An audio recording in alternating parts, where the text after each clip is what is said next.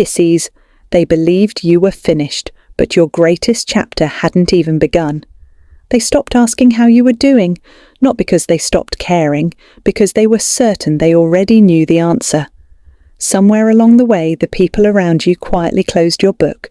They filed you under used to be ambitious, used to be full of light, used to be the one who could walk into a room and change the temperature of it without saying a word, and you let them believe it.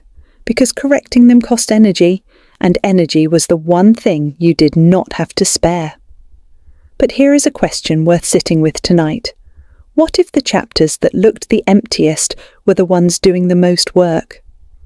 Many people who identify with Pisces say they know exactly what it feels like to be misread, to be called too sensitive by people who never had to feel anything deeply enough to be changed by it, to be underestimated by people who mistook softness for weakness and silence for surrender.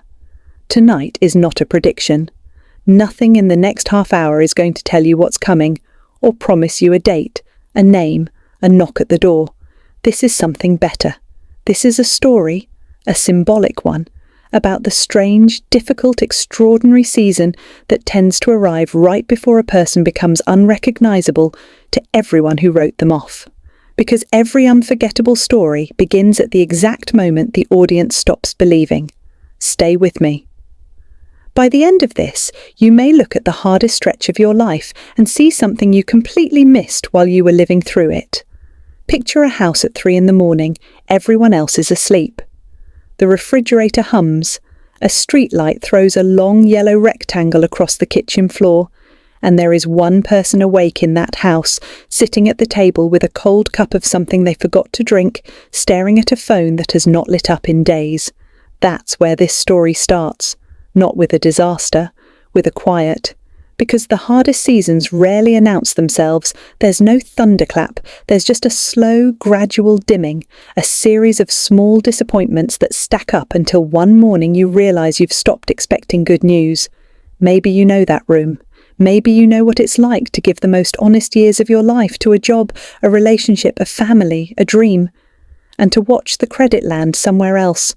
To be the one who held everything together and then discovered that people only notice the person holding things together when they finally let go.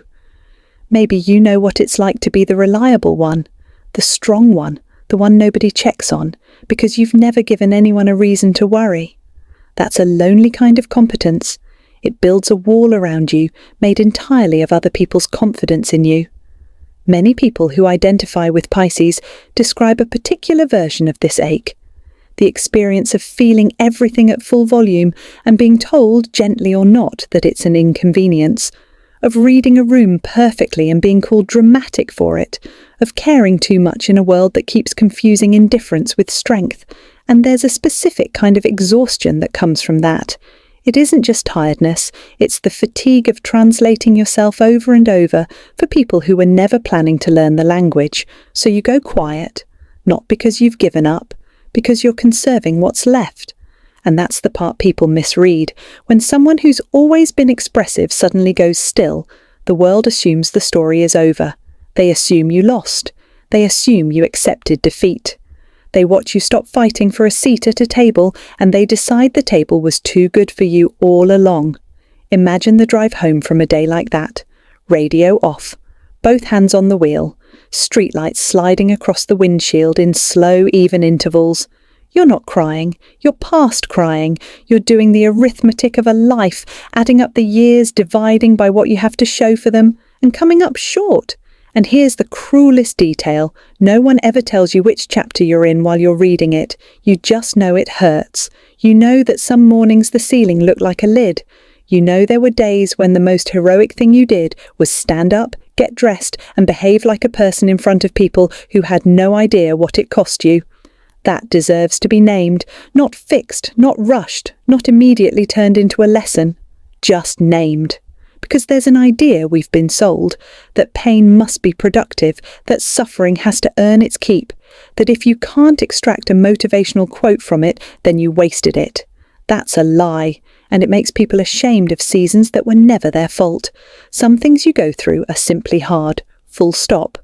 But, and this is where the story turns, Hard is not the same as final. And there is a difference, an enormous one, between an ending and an interruption. The people who closed your book had one piece of information you didn't have.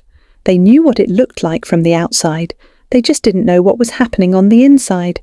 This is where the story takes an unexpected turn, because if you had a camera on that quiet season, you'd film almost nothing. A person going to work, a person coming home, a person doing laundry on a Sunday. It would be the most boring footage imaginable. And that footage would be a lie. Think about an orchard in February. There is nothing on those branches. Nothing. Bare wood against a grey sky, black limbs, frozen ground. If you'd never seen a spring before, you would look at that field and call it dead. You'd be certain of it. You might even suggest tearing it out and using the land for something productive. But underneath the frost line, the root system is doing the most important work of the entire year.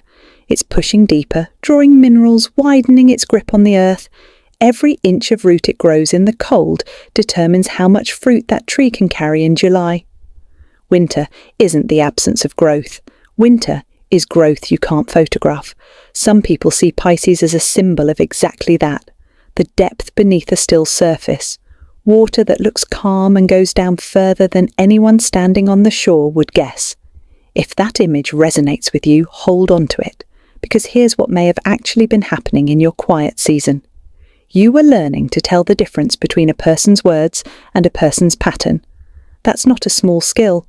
Most people go their whole lives never learning it, but when you've been let down enough times, you start noticing the gap between what someone says and what someone repeatedly does. And once you can see that gap, you can never be sold the same story twice. You were building a tolerance for discomfort. Every morning you got up without a reason to, you were quietly proving to yourself that motivation is optional. That's the entire secret behind discipline, and you didn't learn it from a book. You learned it from a season that gave you no other choice. You were healing in the unglamorous way healing actually happens, not in a single cinematic breakthrough, in 1,000 small refusals, not sending the text, not going back, not accepting the apology that came without change behaviour. Nobody applauds those moments. There's no audience. That's exactly why they count. And you were learning the thing that only silence can teach. How to be alone with yourself without needing to escape. That one changes everything downstream, because a person who cannot stand their own company will accept almost any company. They'll tolerate rooms that shrink them. They'll stay in situations long past their expiration date simply because leaving means sitting alone with the sound of their own thoughts. When you make peace with that sound, you become almost impossible to trap. Picture a violin resting in a closed case in a dark room for a full year, untouched, unheard. From the outside, it's furniture, but the wood is doing something. It's settling. It's aging. The grain is stabilizing in a way that will change the tone forever. And when someone finally lifts that instrument out and draws a bow across it, the sound will be richer than it ever was before it was put away. You weren't shelved. You were seasoning. Imagine if the years you've been mourning were not lost years at all. Imagine if they were the years that built the version of you that could actually hold what you've been asking for. Because here's something worth considering. A lot of us pray for a life we're not yet built to carry.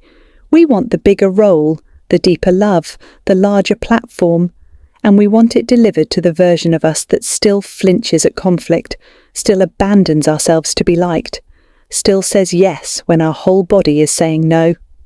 A quiet season doesn't take anything from that person. It builds them a spine. Here's what most people never realize about resilience. It doesn't announce itself. There's no ceremony. You don't feel yourself becoming stronger.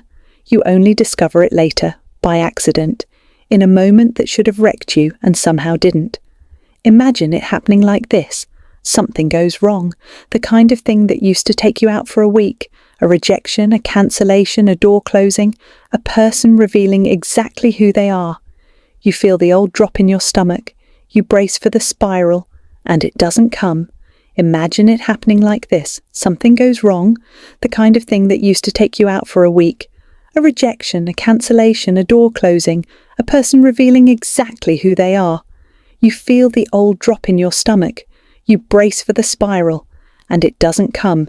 You feel it, fully. You're not numb. That was never the goal.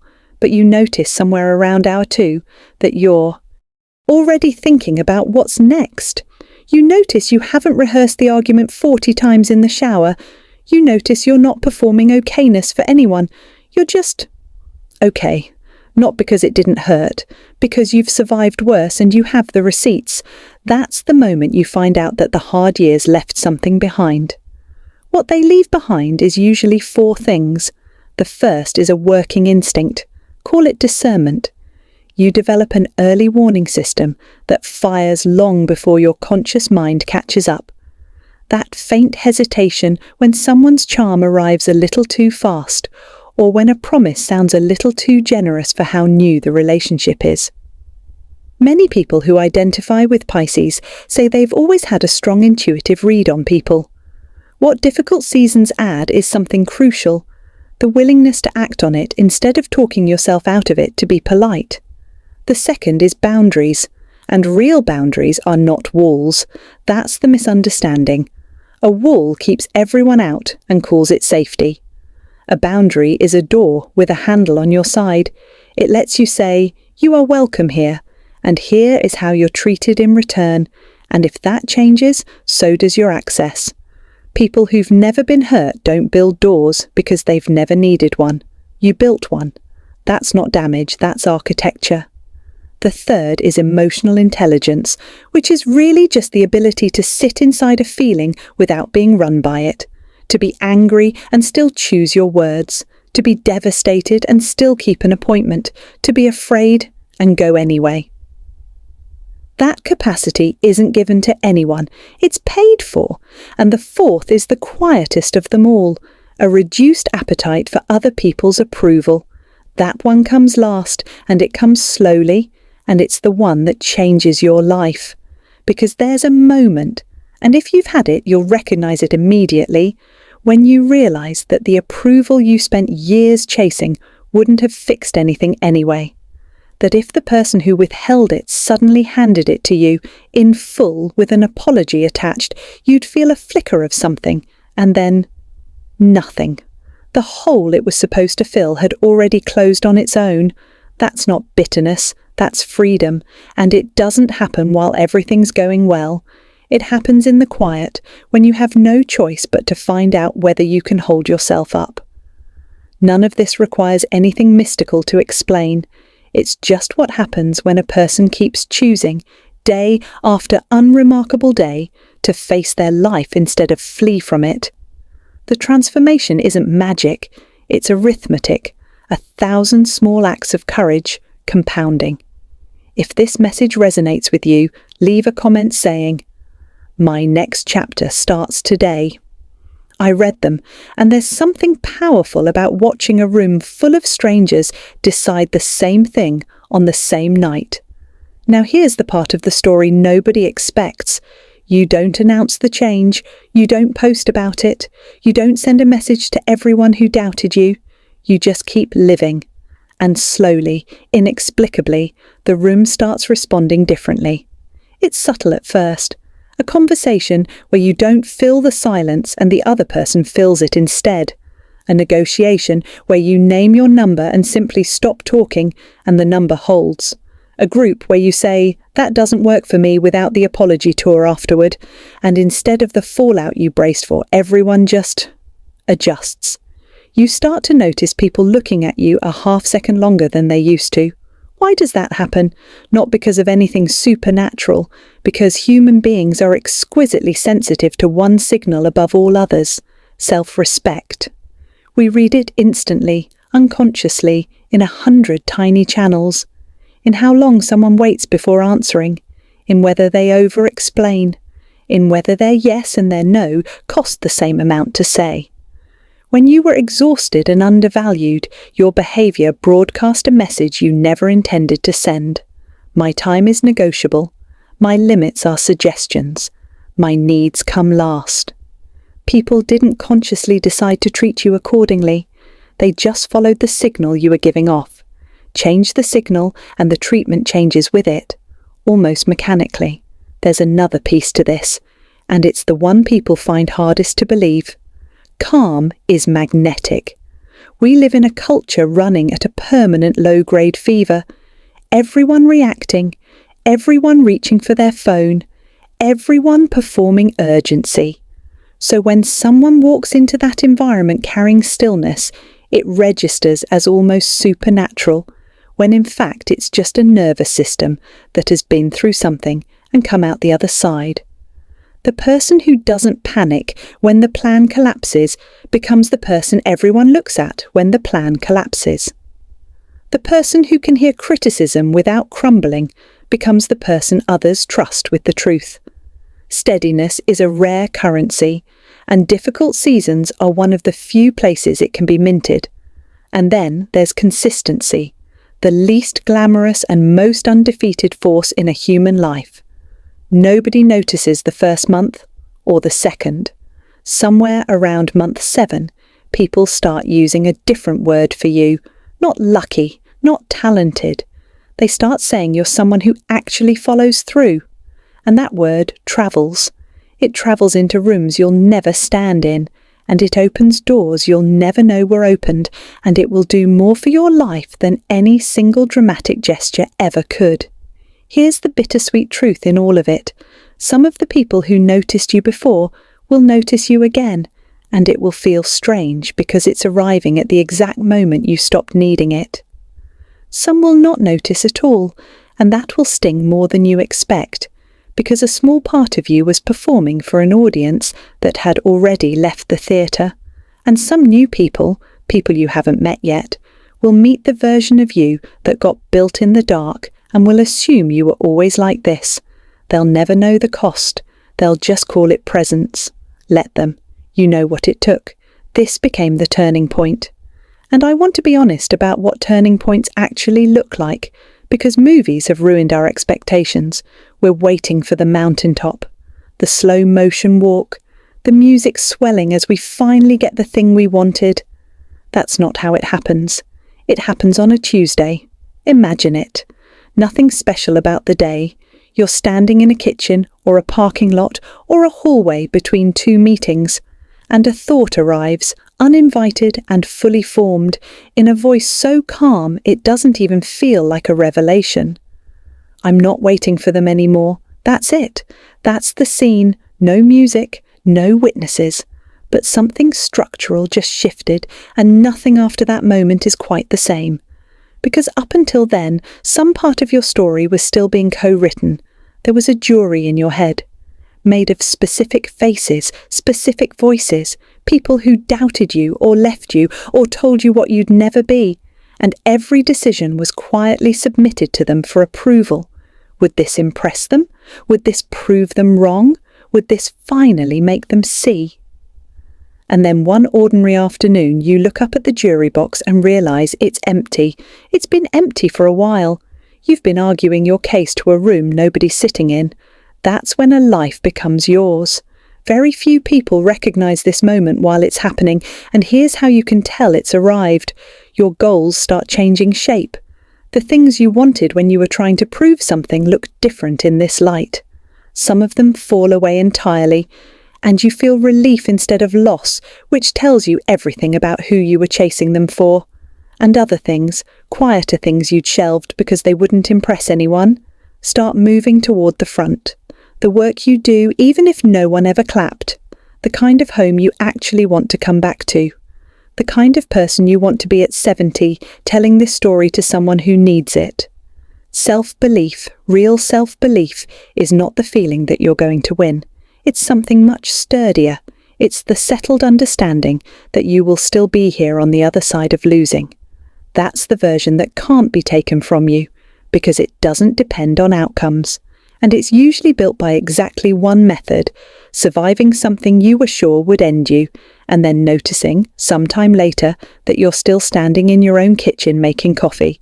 You already have that evidence. It's the whole reason this message is landing. So imagine for a moment what a next chapter could look like. Not as a promise, not as a prophecy, as a possibility. The kind that becomes reachable when persistence, self-respect and time start working in the same direction. Picture a morning, maybe a year from now. The light comes through a window and lands somewhere in a room you chose. And there's a moment, 30 seconds long and easy to miss, where you notice you're not bracing. There's no knot under the ribs, no mental inventory of who might be upset with you, just quiet and the ordinary business of a day that belongs to you. Picture opening your calendar and recognizing it. Everything on it is there because you agreed to it, not because you were afraid of what saying no would cost. Picture work that asks something real of you. Not necessarily famous work, not necessarily easy work, but work where the hours go somewhere, where you can point at something and say, I made that, and where you're around at least a few people who see the effort and not just the output.